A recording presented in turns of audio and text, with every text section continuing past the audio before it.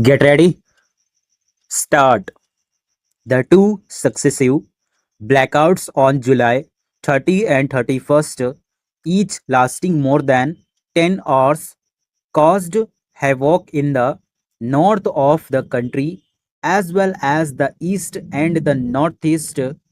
Whatever the excuses put forward by the government, years of neglecting power sector reform and misplaced investment priorities are at the root of the crisis.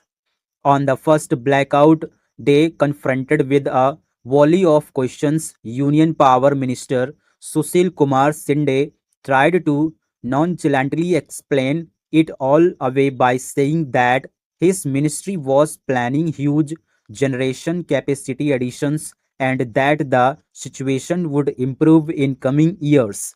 He also attempted to place the blame on power overdraws by some errant states.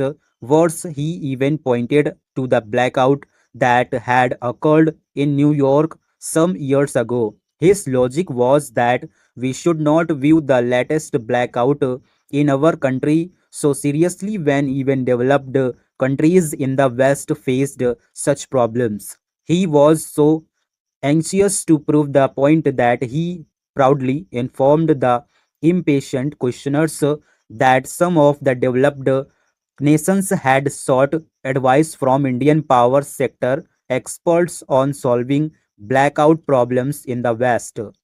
What he, however, forgot to see was that we had rarely heeded the advice of those same experts who provided excellent advice to other countries. The problems faced by the resistance of Delhi and other places were of immediate urgency. They wanted to know why such a debilitating grid collapse was allowed to occur in the first instance and why it had taken such a long time for the authorities to restore power supply. There was visible anger in their voices. They wanted immediate solutions to the problem, not verbose generalizations as if to call Sunday's bluff. There was a multiple grid collapse. The next day, a sequence of crises that will not be forgotten for a long time. There are eight state grids interconnected through high voltage alternate current within bracket HVAC links in the northern region. There are a few crucial high voltage direct current within bracket HVDC links also that transfer bulk power among the states according to an established formula. There are several high voltage transformers that step up and step down voltages in the system. There are both state and regional load dispatch centers with state of the art technology that keep a minute to minute tab on the power system health, triggering preventive and corrective action when needed. When there is a failure in any one of these protective systems, great collapses occur. Responses to crisis situations should be automatic, not manual. They should be based on highly sensitive, quickly responding, automated under frequency relays that isolate the troubled portions of the grid before the contagion cascades into a grid collapse. The power draws in each state should match power availability. If the demand exceeds the availability, the frequency drops dangerously, causing the tripping of the system. Before that can happen, the demand needs to be managed prudently. Also, when power availability exceeds demand, the frequency can shoot up dangerously.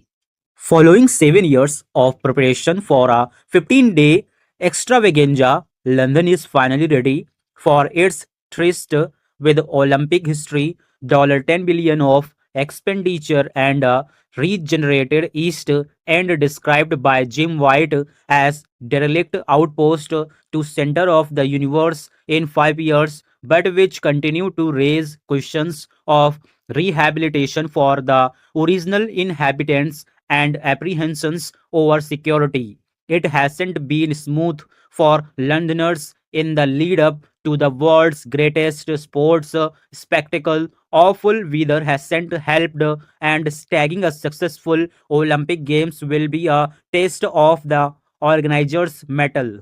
As the newly created transport network ferries thousands of people from across the world to the Olympic Park in Stratford, and many thousands descend into the newly built Westfield Mall adjoining Olympic Park. Brand Olympics currently valued at $47.6 billion and the second most valuable brand in the world after Apple will also be on. So, questions like whether it is a simple sports competition or a global peace movement with serious political ramifications will be answered over the next 2 weeks as the world's best take center stage for the ultimate sporting glory. London is the first city ever to host the Olympics for a third time, lucky considering its past record isn't anything to be proud of. Soon after the games ended, 100 years earlier in 1908, Baron de Coubertin, founder of the modern games, had this to say: it will be necessary to avoid copying the games of London.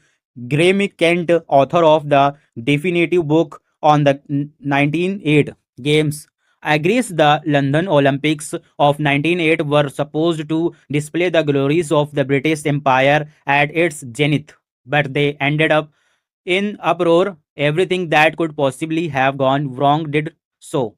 1948 was little different, known as the Austerity Olympics or the Make Do and Mend Games, organized in the aftermath of the World War II. The Olympics weren't half as glorious as they are in 2012. At the same time, the spirit who is so very essential to the Olympic movement was very much on display. In the words of Emil Jetopek, star of the 1948 Games, it stood for the sun finally coming out after the war. The same spirit is in evidence in 2012. Despite a serious recession, the Olympics venues are excellent and Britishers, not simply Londoners, are much enthusiastic by the event.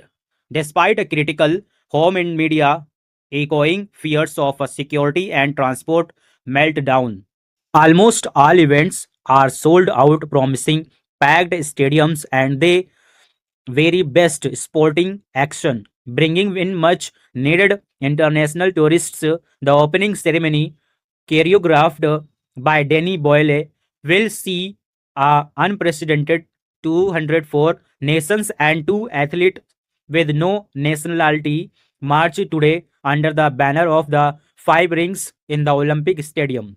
Importantly, each of the 204 teams have women in their ranks, making the 2012 Games the first gender equal Games in history.